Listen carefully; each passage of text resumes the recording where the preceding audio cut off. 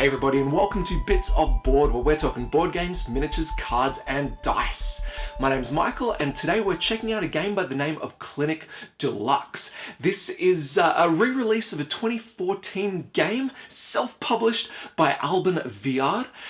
Basically, we've got an engine builder, action selection kind of game that has players focused on building a hospital, hiring staff to run that hospital, and then getting patients in so you can cure them, get their money, and become the most popular hospital at the table. It has a pretty mean spatial puzzling element to it as well, and it's probably one of the most unique games I've played in a very long time, so I'm very excited to show it off. Now, this video here is all about getting you guys acquainted with the game itself, maybe so you can decide for yourselves whether it's a game that you want to seek out and play or something that you want to add to the collection.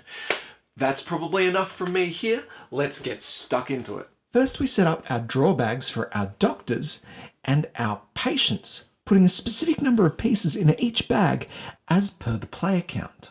The remaining pieces should be kept aside in a general supply, as they'll be used when doctors gain or lose experience and when patients' conditions inevitably get worse. With our draw pools organised though, we can move on to set up the play area. Start by placing the main board in the centre of the table.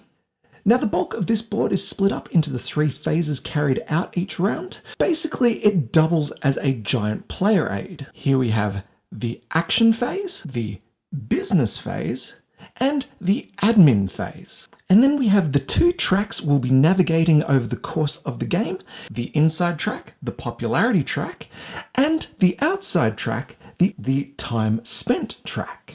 Let's begin by setting up the action phase section, beginning with the build action. Here we go ahead and place all building tiles in position on the left of the board.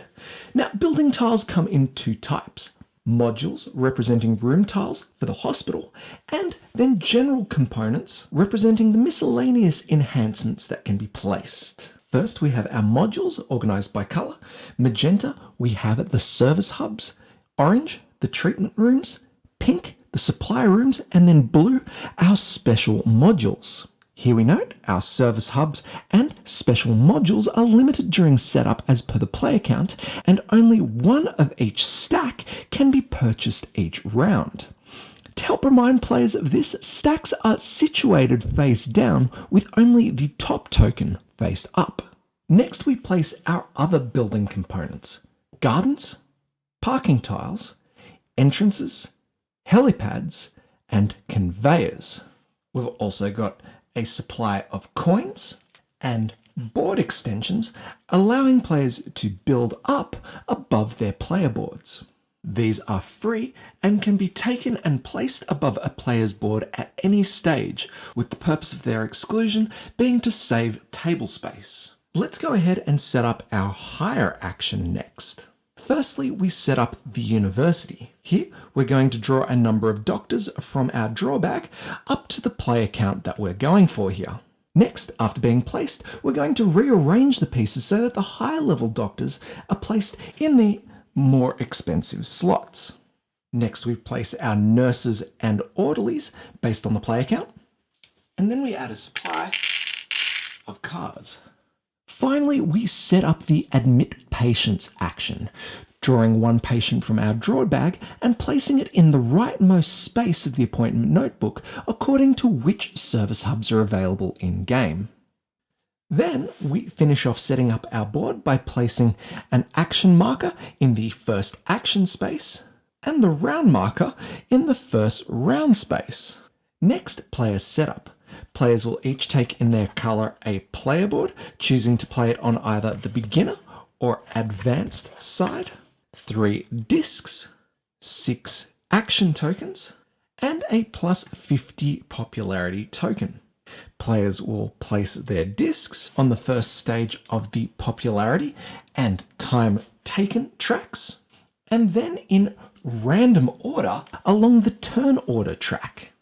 The stacking of the popularity track should then be rearranged to match the turn order track. Next, players should take 1 white doctor and 1 car from the general supply, $15, and the following building components: one psychiatric service hub, one treatment room, one supply room, and one entrance tile. These are going to serve as a player's very first treatment facility. Now, with the first time you play, you can let fate decide your setup randomly, but from then on, I would say you are more than experienced enough to build as you see fit.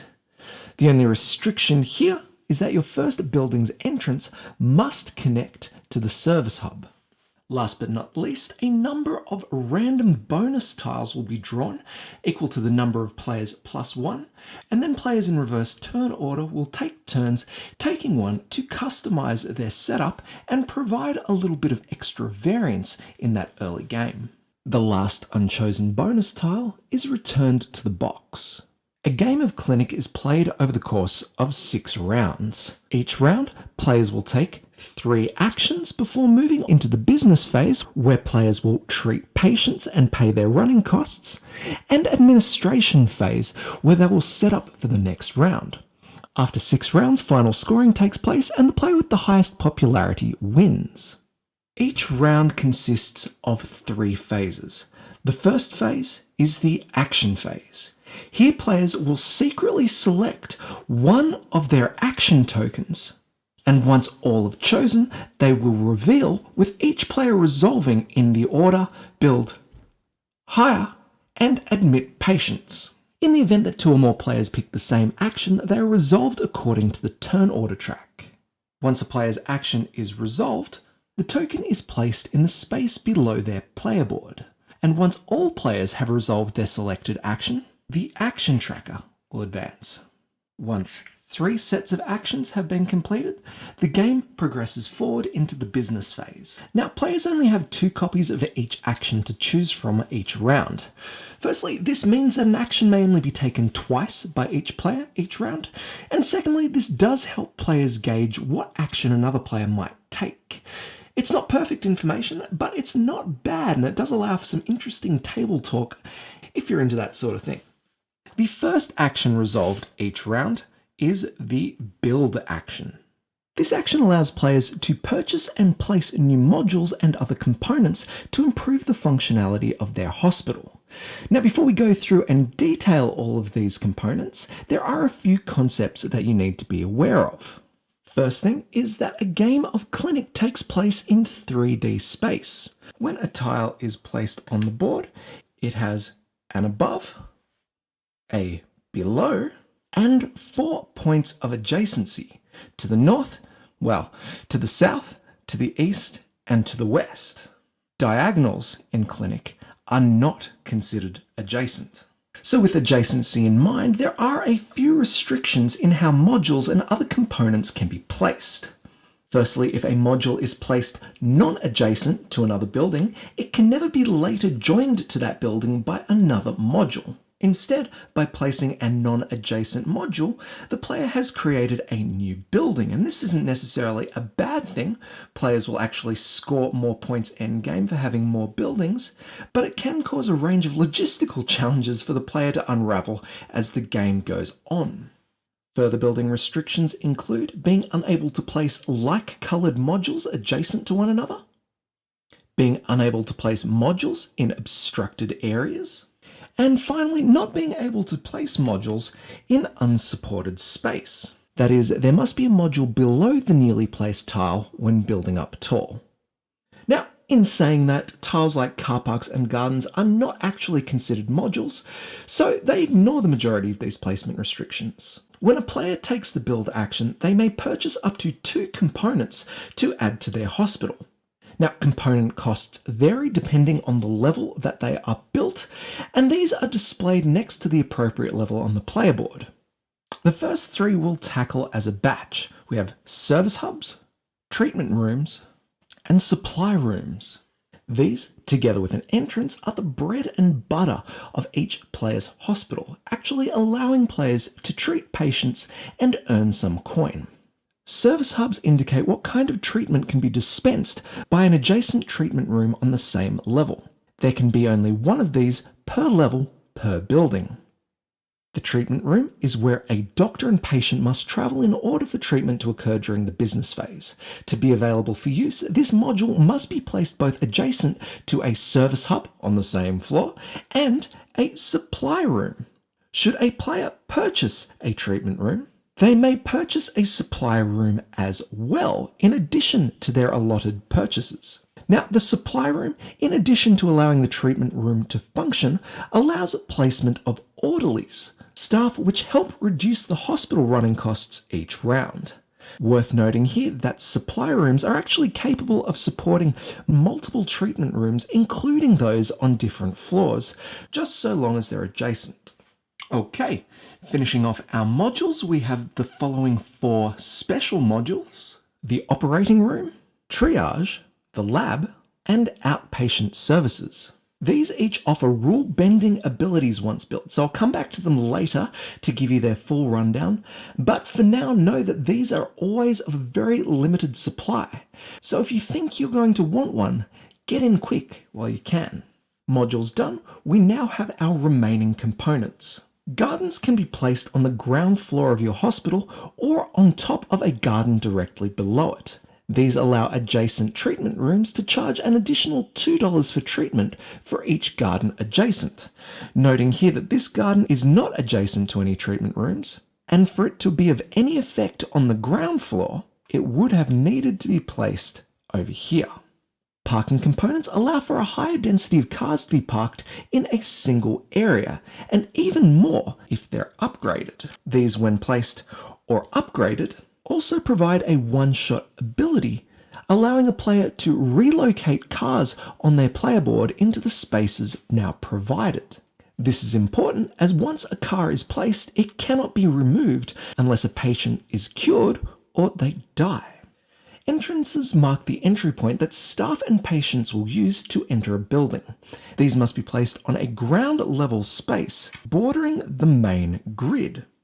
You'll note here that while bordering spaces exist on the west, east, and southern edges of the map, they do not exist on the north. Next we have helipads, and these work exactly the same as entrances, allowing staff and patients entry to the building. Unlike entrances, these can be placed above a module on any level, with the only restriction that no further tiles can be placed above it. Finally, we have conveyors. These help decrease the amount of time it takes for patients and doctors to travel through a player's building. Now, as for the concept of movement, we'll talk about that a little bit later at the action phase. For the moment though, just know that these are an important consideration for reducing negative points at the end of game. Now, the first time you purchase a conveyor, you actually get 2. The first one you purchase can go on any module in your hospital, but all further placements require the conveyor to be placed orthogonally in line with one already on the board. Remember, it's only the first conveyor purchase where you get the freebie. All other purchases just net you 1. Now, building a hospital is great and all, but it should be noted that all modules and gardens purchased increase running costs payable each round by $1. So the bigger your hospital gets, the more money it costs to run. And, well, the more staff you're going to have to hire to make use of all those new rooms. And that brings us to our second action, hire. Choosing this action allows players to populate their hospital with the pieces used to treat patients and reduce hospital running costs. A player may choose to hire 1 doctor or nurse from the supply and additionally 1 orderly. After purchase, the player must place the piece on an entrance or helipad of the building they will occupy and take a car, parking it on their player board. And if you can't park them, you can't hire them. Now we're going to cover a few important game mechanics in here. Firstly, how players can treat patients, and equally as important, how parking is handled. There will be a few other things, but we'll cover them in full later in the round. So let's start with what the hired pieces actually do. Doctors are the primary piece used in treating patients.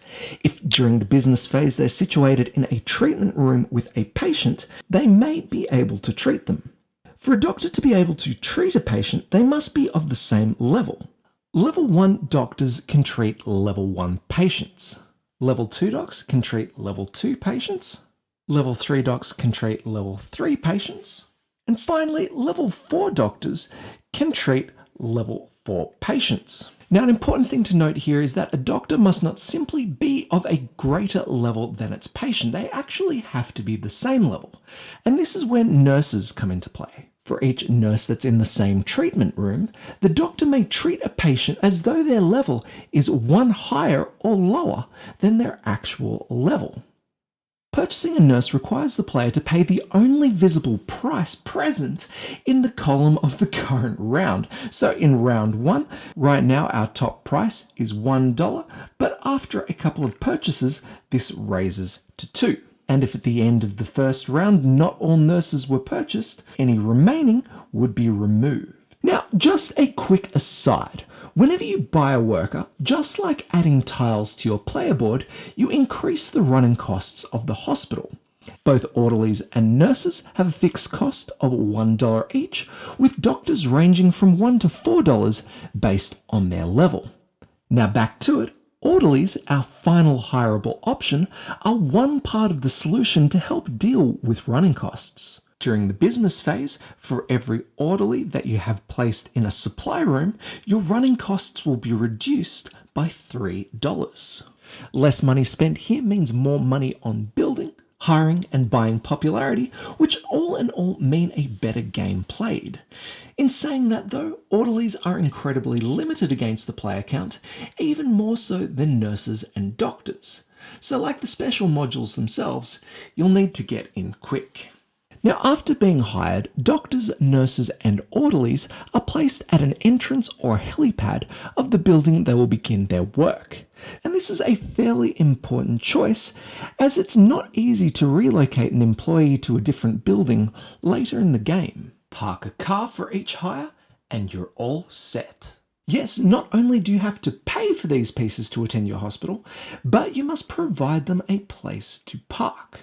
Cars, when taken, are to be placed on a player board in an available edge space. These exist around every tile placement location. We've got some in between tiles and we've got some on the edge.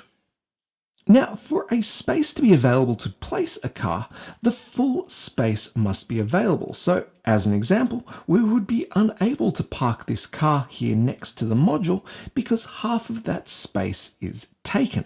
That said though, places like gardens and parking tiles, they're not as big as modules, so you are still able to park next to them. Now, once placed, cars cannot be moved unless a patient is either cured or they die. So it is in a player's best interest to pick the most appropriate spaces possible. Here I've gone ahead and placed a few cars. Now none of them are particularly bad spaces, except maybe this one here, because having a car here would prevent me from placing a module in that location. A better place instead, and this goes for all of them, would just be in the car park. This here is one of Clinic's most notorious puzzling elements, and it's crucial to keep on top of because it's not just hired employees that bring a car and need to park, but patients as well. The final action is the admit patients action, and it's here that players will gain patients and, just like the hire action, gain cars to add them to their player board. Patients have levels just like doctors, and as we've said, require treatment from a same level doctor or one supported by the appropriate number of nurses.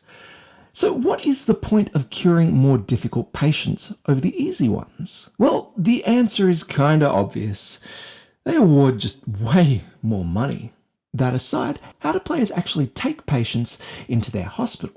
Well, when a player takes the admit patients action, they gain a number of Q points based on the Formula 1 plus the number of entrances and helipads in their hospital. These Q points allow players to move patients on the appointment notepad or move those in the rightmost position to their pre-admission section of their player board. Now, let me fill this up a bit just so I can show you what I mean. Let's say I had 3 Q points and I really wanted a yellow patient in the psychiatric field. Well, it's doable. I could go ahead and move this yellow patient along the track. That would be 1 Q point spent. 2 cue points spent, and finally a third cue point spent, taking the patient, adding it to pre-admission. But there is a more efficient way. See, I'm not restricted to one row or another when I use my cue points to move a cube on the notepad. You see, I could instead move this yellow cube up into the psychiatry space. 1 point, 2 points placing the cube on pre-admission, and I would have a third cue point to do with which I please. Let's say another player cleaned out that entire row. And on my action, I really want an orange psychiatric patient. This time, I've only got 2 cue points. Well, this can be achieved. I simply move the orange cube from cardiology up into the psychiatry track. This slides all the way down to the rightmost position, and I spend my second cue point to take it, placing it in the appropriate space in pre-admission. But don't forget, new patients mean new cars to place. Now, once all admit patient actions are resolved, the action marker advances if it can. Next, we're prompted to add one new patient to the end of each appointment track. The action phase would be repeated, and players would play their second set of actions, and finally the third set of actions. Finally, once each player's third action is resolved, after adding new patients, but before moving into the business phase, players simultaneously complete movement of their staff and patients. Here, any of a player's staff can be moved, but those outside the hospital not yet situated on a module must be moved. Now, doctors and nurses, they kind of want to end up in treatment rooms, so that will be your first port of call. Orderlies, well, they want to go to supply rooms. Patients also want to move to treatment rooms.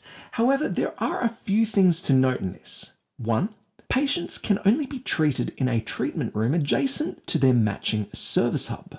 That said, our psychiatric patient would happily head to this treatment room. However, if we still had our cardiology patient, they would have actually nowhere to go in this hospital until a matching treatment facility is built. Second thing to note is that once a patient enters a treatment room, they will never leave until they're either cured or they die. Finally, some rooms have limitations on how many doctors, patients, and orderlies can be present. Now, these limitations are always printed on the tile, but it should be noted that there is never a limitation on how many nurses can be present on any tile. Let's go ahead and move as many pieces as we can so that they are in the best position come the business phase. We'll begin by moving our level 1 doctor. To get him to the treatment room is going to cost us 2 points of time, 1 and 2. We'll move the nurse in as well. It'll cost us 2 points for a total of 4. And then we'll take a yellow patient and move them in as well, 1, 2. 6 points of time straight up. Now, there's no limit to the amount that we can spend, so let's go ahead and get our orderly in as well. It's going to cost us 1, 2, 3 points to get him in position. 2, 4, 6, 7, 8, 9, 9 points of time in total. That's a lot, and it's not like we've accomplished a lot here. And this is where conveyors come into play. I'm going to go ahead and bring everything back, and I'm going to place 2 conveyors that will greatly assist our movement. I'll place one in the service hub and the other in the treatment room. These guys act as teleporters, reducing the cost of movement between them to 0. Let's go ahead and move our pieces yet again. We'll take our doctor and nurse and yellow patient into the treatment room. The doctor spends 1 time getting into the service hub, but then transports freely into the treatment room. It's the same for the nurse. We take our yellow patient, and just like the others, move him into the treatment room for free. 3 points instead of 6, we have halved our costs here. Let's go ahead and get that orderly in there. 1, free, 2. 5 points of time instead of 9. That is pretty dang good. Once a player has finished moving, they advance their token along the time track. Here our blue player spent 5, only losing 1 point come end of game. Now, it's just the first round and there's probably a lot of movement to go, but that is not a bad start. Now, before we move from phase 1 into the business phase, I think it's time we look at those special modules, because now I think you know about everything you need to know. First, we have operating rooms, and these act pretty much the same way as treatment rooms, except they have a few perks and a couple of drawbacks. The perks are they allow doctors to treat as though they had a nurse present, and this is a nurse that doesn't have to be paid for, come hospital expenses during the business phase. Additionally, its requirements are reduced compared to the treating room, with it only needing an adjacent service hub to be utilised. Like I said though, there are drawbacks. The first is that it can only house a single doctor and patient at a time, still limitless on nurses. And finally, if a player does decide to utilise it, they will be charged an extra $2 in operating costs. Outpatient services allows any one doctor present during the business phase to treat any patient directly from pre-administration, regardless of what colour they are and without any modules present. This thing can be a lifesaver.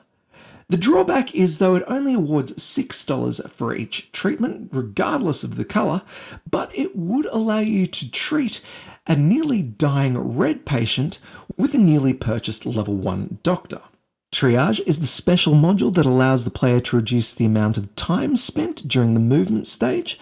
This reduces any cost by 3 down to a minimum of 0. Finally, we have the lab, which allows a single doctor present during the admin phase to be leveled up twice. And this is about one of the only ways that doctors can level up in the hospital. Alright, with our actions done, we move into phase 2. The business phase, which can be completed simultaneously by all players. Here, they will cure any patients they are able to, and then they will pay any expenses incurred from upkeep of modules, garden, and staff. Let's begin with the money making, curing patients. Hopefully during the movement part of the action phase, players have been able to move patients, doctors, and nurses into their various treatment rooms available. If a doctor is of the same level as their patient, they can cure them no fuss. Or if their levels are different, but have the support of the required number of nurses, well, that's no worries either.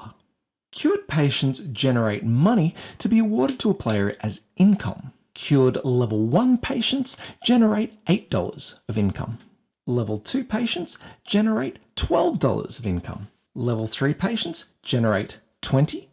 And finally, if you manage to cure a level 4 patient, you'll gain $32. But don't you forget about those gardens, because these suckers generate an extra $2 for any treatment adjacent to them.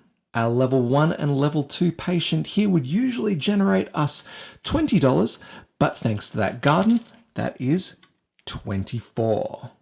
This money doesn't go into your coffers just yet. It must be kept aside until the business phase is over. Cured patients are returned to the general supply, not the bag, and then as an added reward of sorts, for each patient cured, a player may remove 1 car parked on their player board. Any car, so don't worry at all about remembering whose is whose. Next comes the sucky part, expenses. That is $1 to $4 for each doctor, depending on their level, $1 for each nurse and orderly, and $1 for each module and garden on the player board. Plus, of course, that extra $2 if a player used the operating room. So here, for our little hospital, we'll be paying $4 based on our hires, $3 for our modules, and $1 for our garden. That is $8 in total. Now, good news for us, we do have an orderly who helps reduce the running cost by 3, so our 8 goes down to 5. Now, the reason we kept our income aside is because we have to pay those outgoing expenses from the income just gained. If you're unable to pay the full amount and there is still some left over, a player can continue paying with their savings. And then if there's still further to be paid, the amount is deducted from that player's popularity. Now, most of that is not important. What's important here is that the income is lost first, because now, after paying expenses, players are now able to purchase popularity using their generated income. Remember, These are the game's victory points, and honestly, they don't come cheap at $3 per point. But it's these moments where a player has to decide how much securing those endgame victory points is worth in comparison to expanding and building the engine that is the hospital. And guys, it definitely bears repeating here. I cannot stress this enough. You cannot pay with your savings, only the income generated each round. So once everyone has decided whether or not they pay for popularity or not, players' income can be banked and combined with their savings. And then lastly, the game moves into the third and final phase of the round, the admin phase. Now this phase is a sort of a cleanup phase, preparing the play for next round. First, we advance the round marker and reset the action marker. We remove all patients situated on the rightmost space of the appointment tracks, returning them back to the bag. Next up, all doctors in the university advance one level, and then if there are any empty spaces per the player count, a new one is drawn from the bag. Again, the order of doctors is shuffled depending on their level. We head down to the nurses and remove any remaining in the associated round. Next, we move to the player boards, first leveling up any doctors situated in the lab, and then reducing the level of doctors situated anywhere else. Patients not yet treated get sicker, and should a red patient ever get sicker, they are removed from the board dead, causing a loss of 5 popularity and 1 car from the lot. Service hubs and special modules are now refreshed, with any face down top tiles being flipped face up. Then finally, the turn order track is adjusted based on players' standings in reverse popularity order, and a new round of Clinic is ready to begin. Play continues through all 6 rounds, and then after the 6th admin phase, final scoring is completed. Players are awarded popularity for each doctor and nurse they have hired, points for each functional treatment room based on the level that they are built, and then points for every building. Finally, negative points are awarded, firstly for any patients left untreated in the hospital, and then lastly based on the amount of time spent by the player. Players compare their total popularity less the negative points, and the player with the most points wins. And that is how you play Clinic. For me, this is one of those games that was always on the radar back before it was re-released on Kickstarter. It was one of those sort of grail games, but whenever it appeared in my local buys around the area, it was just way too expensive because the game was such a limited run when it first got released. So thank goodness for Kickstarter, right? We get a whole new updated release, and it's got a ton of bonus content in there as well. We've got expansions that you guys haven't seen yet, and I might come back and talk about them if you would like to see more, but I'll tell you what, this is just the basic level of the game, right? And honestly, that's one of the things that draws me to it, because the base game itself is compelling and interesting enough where it's about everything I need. I mean, don't get me wrong, I love expansions and I love the modules here, but I would be totally fine without it. This is just icing on the cake, right? I really like the theme, I really like the component quality, but most of all, I just really enjoy playing this game. There are a couple of drawbacks for me personally. A lot of the pieces are quite small, and the space to put them, you need tiny, amazing motor skills, which is cool, but I'm a big clumsy dude with big hands knocking shit everywhere. So it's not always going to be the most cleanly presented game. You probably saw in the teach that there were a couple of things that I honestly just had to throw together. And that's fine for me, but I know some people out there like a perfect setup, and this is not the game for that, I'll tell you that right now. The other thing is with this game, it's what, 6 rounds long, right? We get a bunch of actions throughout those rounds, but it's 6 actions long.